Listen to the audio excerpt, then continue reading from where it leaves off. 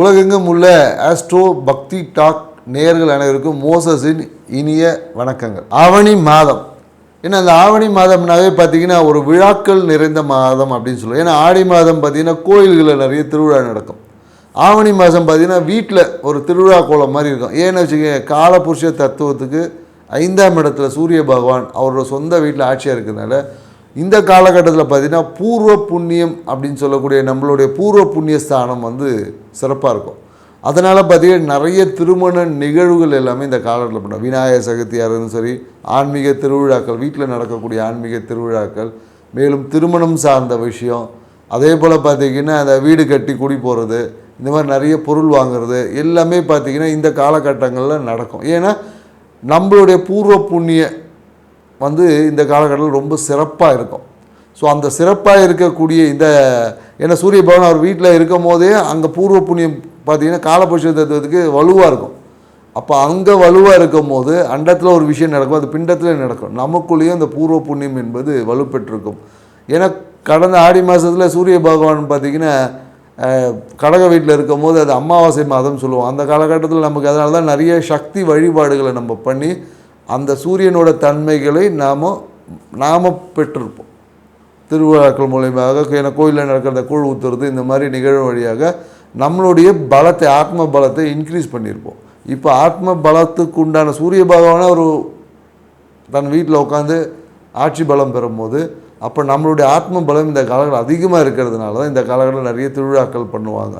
வீட்டில் விழாக்கள், அதாவது விநாயகர் சதுர்த்தி, ஆயுத பூஜை, அப்படியே இந்த மாதத்துலேருந்து கண்டினியூஷன் வந்துக்கிட்டே இருக்கும். அதே போல் மேலும் என்னென்னு வச்சுக்கிங்களேன், குழந்தை பேருக்கு பார்த்திங்கன்னா இப்போ நடக்கக்கூடிய திருமணம் ஆகக்கூடிய அனைவருக்கும் பார்த்திங்கன்னா இந்த குழந்தை பேருக்கு இம்மிடியேட்டாக நடக்கும். ஏன்னா பூர்வ புண்ணியம் சாண வலுவாக இருக்கும் போது குழந்தை பேருக்குள்ள தடைகள் எல்லாம் நீங்கும். குழந்தை பேருக்கு இந்த காலகட்டத்தில் இந்த மாதத்தை ஆவணி மாதம் முயற்சி பண்ணிங்கன்னா குழந்தை பேருக்கான விஷயங்கள் உடனடியாக கிடைக்கும் அப்படின்னு சொல்லலாம். ஸோ திருமணம் செய்யக்கூடிய புதிய தம்பதிகளும் உடனடியாக குழந்தை பேர் என்பது இருக்கும். ஸோ அதனால் இப்படி அற்புதங்கள் நிறைந்த குடும்பத்தில் மகிழ்ச்சியை ஏற்படுத்தக்கூடிய இந்த ஆவணி மாதம் ஒவ்வொரு ராசிக்கும் என்ன மாதிரியான நற்பலனை கொடுக்க போது, என்னென்ன மாதிரி விஷயங்களை நாம் கவனம் பண்ணி சரி பண்ணிக்கணும், சரி பண்ணும்போது நம்ம மகிழ்ச்சி இன்னும் அதிகரிச்சுக்கலாம் அப்படின்ற தன்மையை தான் ஒவ்வொரு ராசிக்கு பார்க்க போகிறோம். வாங்க போகலாம். தனுசு ராசி. ஏன்னா தனுசு ராசி அன்பர்களை பார்த்திங்கன்னு வச்சுக்கோங்க, இந்த காலகட்டம் பார்த்திங்கன்னா ராசி அதிபதியான குரு பகவான் பார்வை இருக்குது. அவர் பார்வை பார்த்திங்கன்னு வச்சுக்கோங்களேன், உங்கள் மேலேயும் உங்களையும் பார்க்குறாரு, உங்கள் 3ஆம் இடத்தையும் பார்க்குறாரு, 11ஆம் இடத்தையும் பார்க்குறாரு. அதனால் என்னென்னாக்கா நீங்கள் பணம் சார்ந்த விஷயத்தை எடுத்த முயற்சிகள் எல்லாமே இருக்கும். பணம் பல வழியில் வரும், சூழ்நிலைகளால் பணம் வரும். நிறைய பேர் என்னென்னாக்கா வீடு சார்ந்த விஷயத்தில் வீடு மாற்றம் இல்லை, வீடை விற்று பணம் வரவும் இருக்குது. அதே போல் சில பேருக்கு கடன்கள் என்பது இருக்கும். நிறைய ஆபரண சேர்க்கை, புதிய ஆபரணம் வாங்கிறது, அந்த மாதிரியான விஷயங்கள் எல்லாமே இந்த காலகட்டத்தில் தனுசு ராசிக்காரர்களுக்கு நடந்திருக்கும். நிறைய பேர் என்னக்கா பழைய கடனை அடைச்சிட்டு புதிய கடன்லாம் வாங்கியிருப்பாங்க. அம்மாக்காக செய்யக்கூடிய விஷயங்கள் எல்லாமே இருக்கும். குறிப்பாக அம்மா பார்த்திங்கன்னா அம்மாக்காக இல்லை வீட்டுக்காக விரயங்கள் எல்லாமே இருக்கும். புதிய நட்பு வட்டங்கள்லாம் இருக்கும். புதிய வெளிநாடு வெளியூர் தொடர்புகள் எல்லாமே இருக்கும். ஸோ தொடர்புகளை கொஞ்சம் சரியானதாக பார்த்துக்கணும். இந்த காலகட்டம் என்னென்னாக்கா வேலை செய்யக்கூடிய தனுசு ராசிக்காரங்களாக இருந்தாலும் வேலையில் திடீர் பயணங்கள் இருக்கும், வேலையில் திடீர் மாற்றம், திடீர் அழுத்தங்கள் இருக்கும். குறிப்பாக இந்த காலத்தில் புதிய ஒப்பந்தங்கள், அக்ரிமெண்ட், அந்த மாதிரியான விஷயங்களை ப்ரிப்பேர் பண்ணும்போது ரொம்ப கவனமாக இருந்துங்க. ஏன்னா அதில் சிறு சிறிய எரர்கள் வரும். ஏன்னா நீங்கள் வச்சதை திருப்பி ரீஒர்க் பண்ணுற மாதிரியான வாய்ப்புகள் எல்லாமே உருவாகும். ஸோ அதனால் குறிப்பாக வேலை செய்யக்கூடிய அந்த அக்ரிமெண்ட் அந்த ப்ரிப்பேர் பண்ணுறவங்க அதெல்லாத்துலேயும் கொஞ்சம் கவனமாக செயல்படுங்க. தொழில் செய்யக்கூடிய தனுசு ராசிக்காரங்களாக இருந்தாங்கன்னா இந்த காலகட்டத்தில் ஒரு பிரச்சனை வரும், தான் சரியாகும். ஸோ அதனால் குறிப்பாக என்னென்னாக்கா புதிய ஒப்பந்தங்களை கையெழுத்து போடும்போது 1க்கு 4 முறை இல்லை 10 முறை யோசித்து போடுங்க. ஏன்னா அந்த ஒப்பந்தமே உங்களுக்கு பிரச்சனையாவது கூட வாய்ப்பாக மாறிடும். ஸோ அதனால் புதிய ஒப்பந்தங்கள் கையெழுத்து போடக்கூடிய தனுசு ராசிக்காரங்களுக்கு மிகுந்த கவனம் தேவை. இந்த காலகட்டம் என்னென்னாக்கா உங்கள் சூழ்நிலைகள் எல்லாமே மிகுந்த பிரம்மாண்டமாக இருக்கும். தொட்டது எல்லாமே சக்ஸஸ், எங்கே போனாலும் ஹாப்பி, மன மகிழ்ச்சி எல்லாமே இருக்கும்.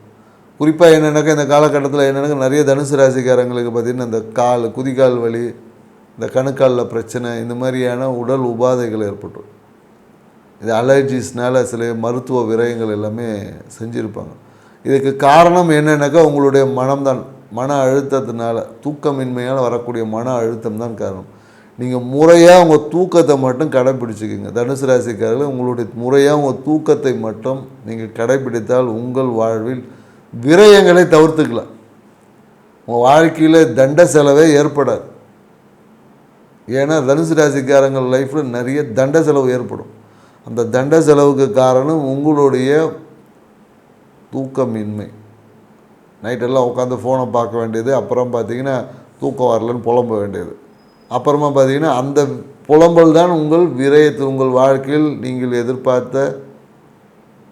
எதிர்பார்க்காத விரயங்களை எல்லாமே ஏற்படுத்திக்கும். அதனால் உங்கள் தூக்கத்தை நீங்கள் கடைப்பிடிச்சிங்கன்னா உங்கள் வாழ்க்கையில் விரயமே இருக்காது. அதே போல் என்னென்னாக்கா உணவு பழக்கம், முறையான உணவு பழக்கத்தை வச்சுக்கோங்க. உணவு பழக்கத்தை நீங்கள் மெயின்டைன் பண்ணிங்கன்னு வச்சுக்கோங்க, உங்கள் வாழ்க்கையில் நீங்கள் இந்த ஜென்மத்தில் அனுபவிக்க வேண்டிய அனைத்து நன்மைகளும் அனுபவிக்க முடியும். ஏன்னா நிறைய தனுசு ராசிக்காரங்க பார்த்தீங்கன்னா இந்த உணவில் இனிப்பை குறைவாக சாப்பிட்றது, இனிப்பே நிறைய பேர் சாப்பிட மாட்டாங்க, இனிப்பை ரெஸ்ட்ரிக்ட் பண்ணுவாங்க. நிறைய பேர் பார்த்துருக்கோம். நம்ம இனிப்பான விஷயங்களை நிறைய பேர் ரெஸ்ட்ரிக்ட் பண்ணுவாங்க. ஏன்னா நோய் வந்துருமோன்ற பயத்தினாலே இனிப்பை குறைப்பாங்க. இனிப்பை நீங்கள் வாழ்க்கையில் எந்த அளவுக்கு ஆட் பண்ணுறீங்களோ அந்த அளவுக்கு உங்கள் வாழ்க்கை இனிமையானதாக மாறும். இது குறிப்பாக தனுசு ராசிக்காரங்க தான் நம்ம சொல்கிறோம். சுகர் இருக்குதுன்னு சொல்லிவிட்டு நான் இனிப்பை சாப்பிட சொன்னாலாம் கேட்காதீங்க. இனிப்பை கொஞ்சமாவது ஆட் பண்ணிக்க. எனக்கு சுகர் இருக்குது, நீங்கள் தான் இனிப்பை சாப்பிட சொல்லி நான் நிறைய இனிப்பு சாப்பிட்டேன், சுகர் லெவல் ஏறிடுச்சுன்னா எங்கிட்ட கேட்காதீங்க. ஏன்னா அதுக்கு தேவையான உங்கள் டாக்டரை கன்சல்ட் பண்ணி கொஞ்சமாவது இனிப்பை சேர்த்து கொள்ளுங்கள். அப்போ தான் உங்கள் வாழ்க்கையை இனிமையாக மாறும். ஏன்னா வாழ்க்கையில் ஏதாவது ஒரு சொத்து வாங்க மாட்டோமான்லாம் யோசிச்சுருப்பீங்க. அந்த வாய்ப்புகள் எல்லாமே உங்களுக்கு உருவாகிருக்கு. எப்படியும் தனுசு ராசிக்காரங்களை கடந்த வருஷமாக அதுக்கு முன்னாடியே நிறைய சொத்து சேர்க்கை எல்லாமே ஏற்பட்டிருக்கும். இந்த காலகட்டத்தில் என்னென்னாக்கா புதிய ஒரு சொத்தை விற்று புதிய ஒரு சொத்து வாங்கக்கூடிய வாய்ப்புகள் உருவாகும். அதுவும் என்னென்னாக்கா அந்த பழைய வீடு, பழைய விஷயங்கள், அந்த மாதிரியான கட்டின வீடு வாங்கிறது சிறப்பான உங்களுக்கு ஒரு அதிர்ஷ்டமாக இருக்கும். குறிப்பாக தனுசு ராசிக்காரங்க நம்ம சொல்லக்கூடிய விஷயங்கள் என்னென்னாக்கா பட்ஜெட்டை பிளான் பண்ணிவிட்டு செய்யுங்க. ஏன்னா நீங்கள் என்னென்னாக்கா நிறைய தனுசு ராசிக்காரங்க என்ன பண்ணிடுவாங்கன்னா பட்ஜெட்டை பிளான் பண்ணாமல் இவங்களா ஒரு பிளானை போட்டு அந்த பட்ஜெட்டுக்கு மீறி போய் இதுவே கடன் சுமையாக மாறிடுது. லாங் டைம் கடன் கட்டிக்கிட்டே உட்காந்து சம்பாதிக்கிறது எல்லாமே கடன் அடைச்சிட்டு இருக்கிறவங்கள பார்த்திங்கன்னா தனுசு ராசிக்காரங்க தான் இருக்காங்க. வருமானத்தை எல்லாமே கடனை அடைச்சிட்டே உட்காந்துருப்பாங்க. ஸோ அதனால் என்னென்னாக்கா உங்கள் பொருட்களை பட்ஜெட்டில் பிளான் பண்ணிங்கன்னா உங்கள் வாழ்க்கை சிறப்பாக இருக்கும்.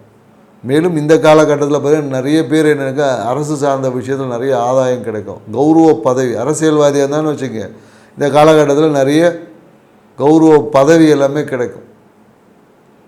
பதவி, தொழிலில் பார்த்திங்கன்னா ஒரு அந்தஸ்து, கௌரவம் எல்லாமே இந்த சமுதாயத்தில் உங்களை நீங்கள் மேன்மைப்படுத்தி காமிக்கக்கூடிய வாய்ப்புகள் எல்லாம் இருக்குது. அதனால் நீங்கள் அந்த விஷயத்தில் தாராளமாக செய்யலாம். அதுக்காக என்னென்னாக்கா பொருளாதாரம் சார்ந்த விஷயத்தில் கொஞ்சம் கவனமாக இருக்கணும்.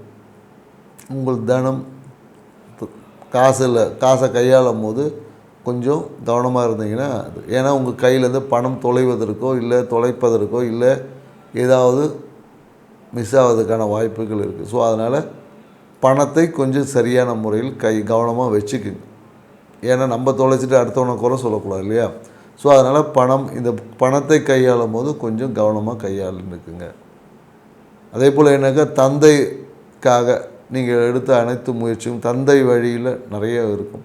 குறிப்பாக நிறைய பேர் இந்த காலத்தில் நிறைய சிவாலய வழிபாடுகளை செஞ்சுருப்பாங்க, இல்லை தந்தைக்காக நிறைய விஷயங்களை செய்யக்கூடிய வாய்ப்புகள் எல்லாமே இருக்குது. நிறைய பேர் தந்தைக்காக இந்த கர்ம விஷயங்களை நிறைய பேர் செஞ்சுருக்க வைப்பாங்க. ஸோ அதுக்கான வாய்ப்புகள் எல்லாமே இருக்குது. தாய்க்காக ஒரு விரயம் இருக்குது, தாய்க்காக ஒரு மருத்துவ விரயம் என்பது இருக்குது. தாயோட மன மகிழ்ச்சிக்காக நிறைய பேர் விரயம் செய்வாங்க. அம்மாவுக்கு எது பிடிச்சிது, அம்மா இதை கேட்டாங்க, எங்கள் அம்மாவுக்கு அது பிடிச்சிது, அதுக்காக நான் செலவு பண்ணக்கூடிய வாய்ப்புகள் எல்லாமே இந்த காலகட்டத்தில் இருக்குது.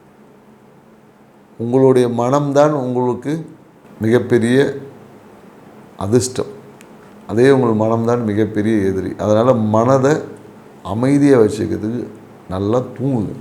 வாய்ப்பு கிடைக்கும்போது இரவு தூங்க சொன்னேன்னு சொல்லி பகல் ஃபுல்லாக தூங்குறது கிடையாது. இரவு தூக்கத்தை நீங்கள் கடைப்பிடித்தீங்கன்னா உங்கள் வாழ்க்கை இனிமையாக மாறும். செஞ்சு பாருங்கள், வாழ்க்கை சிறப்பாக இருக்கும். வாய்ப்பு கிடைச்சதுன்னா சிவன் கோயில் வழிபாடு செஞ்சு பாருங்கள். குறிப்பாக அங்கே இருக்க விநாயகருக்கு அருகம்புல்லை போட்டு வழிபாடு செஞ்சு பாருங்கள். உங்கள் வாழ்வில் நீங்கள் அடைய வேண்டிய அனைத்து பாக்கியங்களையும் பெற்று சிறப்பான ஒரு எதிர்காலத்தை அமைக்க முடியும். நன்றி, வணக்கம். மகர ராசி. மகர ராசிக்கு பார்த்தீங்கன்னு வச்சிங்கன்னா, ஏன்னா இது காலபுருஷத்துக்கு 10வது ராசி. ஸோ கர்ம ராசின்னு சொல்லுவாங்க. ஆக்சுவலி பார்த்தீங்கன்னா இது கர்மங்களை போக்கக்கூடிய ராசி. எப்படி இப்போ நம்ம எப்படி ஒரு அழுக்கு துணி எடுத்துகிட்டு போயிட்டு கடையில் கொடுத்தீங்கன்னு வச்சுக்கிங்களேன், ஒரு ட்ரை கிளீன் கொடுத்தீங்கன்னு வச்சுக்கிங்க, துவைச்சி நம்மக்கிட்ட அழுக்காக கொடுக்க மாட்டோம் இல்லையா, புதுசாக கொடுப்பான். அதே போல் தான் நீங்கள் மகர ராசிக்காரங்கக்கிட்ட போயிட்டு உங்களோட குறைகள், உங்கள் பிரச்சனையை சொன்னீங்கன்னாவே அந்த பிரச்சனையே சரியாயிடும், தீர்வு கிடைச்சிடும். ஏதோ ஒரு விதத்தில் அந்த பிரச்சனைக்கான ஒரு தீர்வு கிடைச்சிடும், இல்லை பிரச்சனையே இல்லாமல் போயிடும். ஆனால் மகர ராசிக்கு பார்த்தீங்கன்னா அது அப்படி கிடையாது. அவன் பிரச்சனையே எங்கே போனாலும் போவார். ஸோ அப்போ என்ன பண்ணணும், அவங்க பார்த்தீங்கன்னா எப்பொழுதும் தன்னை சுற்றி இருக்கக்கூடிய விஷயத்தை ரொம்ப பர்ஃபெக்ஷனாக பார்க்கக்கூடாது. சூழலுக்கு ஏற்ற மாதிரி தன்னை மாற்றிக்கொள்ளக்கூடிய ஆற்றலை வளர்த்துக்கணும். ஏன்னா இவங்களை பார்த்தாவே ஒரு வேலை சொல்லணும், ஏதாவது ஒரு வேலை வாங்கணும் அப்படின்னு ஒரு தோணல் வரும். அந்த மாதிரி தான் இவங்க மகர ராசிக்காரங்க இருப்பாங்க. பொதுவாக இவங்க என்னென்னாக்கா இவங்களை சுற்றி எப்போதும் ஒரு ஆன்மீக வட்டம் இருக்கு. ஆன்மீக வட்டம் இவங்களை சுற்றி எப்போதும் இருந்துட்டு இருக்கும். அந்த ஆன்மீகம் நண்பர்கள் ஆன்மீகத்துக்காக பயணப்படுறது, நடப்பயணம் போகிறது, இப்படின்னு ஆன்மீகத்தில் அப்படியே கொஞ்சம் ரொம்ப இன்வால்வ் ஆகிடக்கூடாது தன்மை இவங்கக்கிட்ட இருக்குது. அதுவே இவங்களுடைய விஷயங்கள் நிறைய அந்த பொருளாதார இழப்புகளை ஏற்படுத்தும். ஸோ இவங்களுடைய திறமைக்கேற்ற விஷயத்தை இவங்க செய்யும் போது மட்டும்தான் இவங்க இந்த உலகத்தில் பிரதிபலிக்கவே முடியும். ஸோ இப்படி நிறைந்த இவ்வளோ தன்மைகள் நிறைந்த மகராசிகர் இந்த ஆவணி மாதம் எப்படி இருக்க போது தான் வரும். ஏன்னா வச்சுக்கலாம், ராசி அதிபதி என்ன சனி பகவான் பார்த்தீங்கன்னா 3ஆம் இடத்துல இருக்க. 3ஆம் இடம் என்பது வெற்றி ஸ்தானம். வெற்றி ஸ்தானத்தில் வக்கரம் அடைகிறதுனால, அங்கே வக்கரம் அடைகிறதுனால இவங்க எடுத்த முயற்சிகள் எல்லாமே ஒரு சக்ஸஸை நோக்கி போயிருந்தோம். திடீர்னு ஒரு சின்ன ஒரு பிரேக் மாதிரி வரும், பிரேக் மாதிரி வந்துடும். ஸோ அப்போ அந்த பிரேக்கை இவங்க தாண்டணும். ஸோ அதுக்கு என்ன பண்ணணும் அப்படின்றத நம்ம பார்க்குறோம். அதுக்கு இவங்க பார்த்தீங்கன்னா குரு வழிபாடு செய்யலாம். குருவை இல்லை குழந்தைகளோட ஆசைகள், இவங்களுக்கு குழந்தை இருந்துச்சுன்னா அந்த குழந்தைகளோட ஆசைகளை நிறைவேற்றும் வழியாக, இல்லை குழந்தைகளுக்கு தேவையான உதவிகளை செய்வதன் வழியாக இவங்க இந்த தன்மையை மாற்ற அமைக்க. மேலும் என்னென்னாக்கா இந்த காலகட்டத்தில் அதிகப்படியான இந்த முயற்சியினால பொருளாதார விரயங்கள்லாம் ஏற்படும். ஏதோ ஒரு தொழில் சார்ந்த முயற்சி எடுத்திருப்பாங்க, இல்லை ஏதோ தொழிலில் பார்த்தீங்கன்னா சின்ன சின்ன சுணக்கங்கள்லாம் வந்துருக்கும். ஸோ இது எல்லாமே மாற்றி அமைச்சுக்கணும். இல்லைன்னா இவங்க நிறைய பேருக்கு பணம் கொடுத்துருப்பாங்க, அந்த பணம் திருப்பி வராது. ஸோ இந்த மாதிரியான நிகழ்வு எல்லாமே இந்த காலகட்டத்தில் இவங்களுக்கு நடக்கிறதுக்காக சாத்தியக்கூறுகள் இருக்குது. அதே போல் என்னென்னாக்கா மனம், வாழ்க்கை துணை, இது 2 பேருடைய ஒத்துழைப்பு இருக்கும். அதாவது என்னென்னாக்கா காதல் என்பது திருமணத்தில் முடியக்கூடிய ஒரு காலம்னு சொல்லலாம். காதல் பண்ணக்கூடிய மகராசிக்காரங்க இந்த காலம் திருமணத்தில் முடியும். அதே போல் என்னென்னாக்கா திருமணத்துக்காக காத்திருக்கக்கூடிய மகராசி அன்பர்களுக்கு இந்த காலகட்டத்தில் திருமண நிகழ்வுகள் எல்லாமே இருக்கும். ஸோ மனம் விரும்பிய ஒரு வாழ்க்கை துணை என்பது இவங்களுக்கு அமையும் சொல்ல முடியும். மேலும் தொழில் சார்ந்த விஷயம், மனைவி பேரில் நிறைய பேர் தொழில் செய்யக்கூடிய அன்பர்களுக்கு எல்லாமே இந்த காலகட்டம் சிறப்பான ஒரு காலகட்டம். எதிர்பார்த்த நிறைய ஆர்டர்ஸ் வரும், புதிய புதிய தொழில் வாய்ப்புகள் உருவாகும். ஸோ இந்த வாய்ப்புகளை இவங்க செய்யும்போது இவங்க வாழ்க்கையில் நிறைய மன மகிழ்ச்சிக்கான ஒரு காலகட்டங்கள்லாம் இருக்குது. மேலும் என்னென்னாக்கா செவ்வாய் பகவான் 9ல் இருக்கிறதுனால இவங்களுடைய இந்த வீடு, நிறைய பேர் வீடு வண்டி இந்த வாகனம் வாங்கக்கூடிய விஷயங்களை கடன் மூலயமாக வாங்கக்கூடிய வாய்ப்பு இருக்குது. முழு காசு கொடுத்து வாங்கணும்னு சொன்னால் தடைகள் வரும். சிறிய கடன் வாங்கி செய்யும் போது அந்த விஷயம் உங்களுக்கு மகிழ்ச்சியை ஏற்படுத்தக்கூடியதாக அதை செஞ்சு செய்யலாம். நீங்கள் மேலும் என்னென்னு இந்த காலகட்டத்தில் பார்த்தீங்கன்னா தந்தையோட உறவு என்பது கஷ்டம். தந்தையால் பிரச்சனை, இல்லை தந்தைக்காக ஏதாவது ஒரு விஷயம் இருக்குது. பொதுவாக இந்த காலகட்டத்தில் தூரதேச பயணங்கள் செய்யும்போது ரொம்ப கவனமாக போகும். குறிப்பாக என்னென்னாக்கா இந்த ஏதாவது தூரதேச சித்தர்கள் சமாதி இந்த மாதிரியான விஷயங்கள் போகும்போது கொஞ்சம் கவனம் தேவை. விநாயகருக்கு ஒரு சிதற தேங்காய் உடைக்காமல் நீங்கள் வண்டி எடுக்கவே கூடாது. ஏன்னா இந்த காலகட்டத்தில் நிறைய ஆன்மீக பயணங்கள் அந்த மாதிரி செய்யும் போது சிறு சிறு விபத்துகளை சந்திக்கிறதுக்கான வாய்ப்புகள் இருக்குது. ஏன்னா உங்களுக்கு பார்த்தீங்கன்னா 8ஆம் அதிபதியாக இருக்கக்கூடிய சூரிய பகவான் வந்து 8லேயே சஞ்சரிக்கிறார். ஸோ இந்த காலகட்டத்தில் ஆத்ம பலம் ரொம்ப குறைவாக இருக்கும். ஸோ இப்போ ஆத்ம பலம் குறைவாக இருக்கும் போது ஆன்மீகத்தில் உங்களுக்கு பெரிய நாட்டமே இருக்காது. என்ன பண்ணாலும் பெருசாக ஒன்றும் வராது. ஸோ அதனால் மகர ராசிக்காரர்களுக்கு நீங்கள் என்ன பண்ணணும்னா இந்த காலகட்டம் உங்கள் ஆத்ம பலத்தை அதிகரிக்கிறதுக்கான வேலையை தான் பார்க்கணும். ஏன்னா எதை நம்மக்கிட்ட குறைந்திருக்கோ அவை அதிகரிக்கும் போது தான் நமக்கு அது பரிகாரமாக இருக்கும். ஸோ அதனால் குறிப்பாக ஆன்மீக பயணங்கள் செய்யக்கூடிய விஷயங்களில் கொஞ்சம் கவனம். அதே போல் என்னென்னாக்கா அரசு துறை அரசு சார்ந்த விஷயத்துலேயும் கொஞ்சம் கவனம் தேவை. ஏன்னா இந்த காலத்தில் தான் நிறைய பார்த்தீங்கன்னா இந்த பெனால்ட்டி கட்டுறது. ஏன்னா அரசு இவங்களுக்கு வந்து கவர்மெண்ட்டுனாவே ஒரு அலர்ஜி இருக்கும். குறிப்பாக மேல் அதிகாரிகளால் பிரச்சனைகள் வரும். மேல் அதிகாரிகளோட ஒத்துழைப்பு உங்களுக்கு கிடைக்காது. நேரடி ஒத்துழைப்பு தான் கிடைக்கும். மறைமுகமான சப்போர்ட் எப்போதும் இவங்களுக்கு இருக்கும். அதே போல் அரசு சார்ந்த விஷயத்தில் சிறிய சிறிய பனிஷ்மெண்ட்ஸு அந்த மாதிரியான விஷயங்கள் கிடைக்கும். திடீர்னு பார்த்தீங்கன்னா பெனால்ட்டி போடுவாங்க. வண்டியில் பார்த்தீங்கன்னா ஹெல்மெட் போடல, இந்த சிக்னலில் கூட தாண்டிட்டேன்.